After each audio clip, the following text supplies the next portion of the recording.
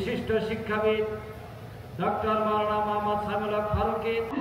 মানুষ ঐক্যবদ্ধ হবে, আল্লাহ তাআলা আমরা সকলে দেশের কল্যাণ চাই, জনগণের তার করতে চাই। আবারও এদেশের ছাত্র জনতা রাজপথে রক্ত দিতে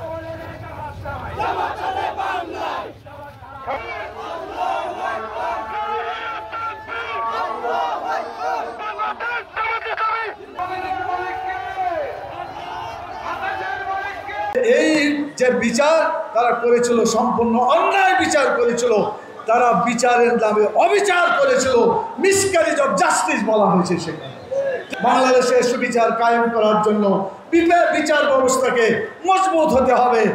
এতে মাজারুল ইসলামের বিচার আমরা বলবো একটা সুবিচার হয়েছে, আলহামদুলিল্লাহ। অন্যায়ভাবে হত্যা করেছে এর বিচার ওই দল এবং তাদের সাথে যারা জড়িত সকলের বিচার হওয়া দরকার। এজন্য আমরা বলছি আগে বিচার হবে, এরপরে সংস্কার হবে, এরপরে নির্বাচন হবে। এখানে শুধু তাড়াতাড়ি নির্বাচন চাই, সংস্কার চাই না। আপনারা বলেন আগের মতো যদি নির্বাচন হয়, এই নির্বাচনের দরকার আছে? নির্বাচনই হয় না। 14 সালে বিনা ভোটে হলো, 18 সালে দিনের ভোট রাইতে হয়ে গেল, 2024 সালে কি হলো? কোনো ভোটই হলো না। নিজেরা ভোট করলো, দামি নির্বাচন করা হয়েছে। এটা আমরা জোর গলায় বলতে চাই, দেশের জনগণ আসলে নির্বাচন চাই, জানতার নির্বাচন আমরা চাই।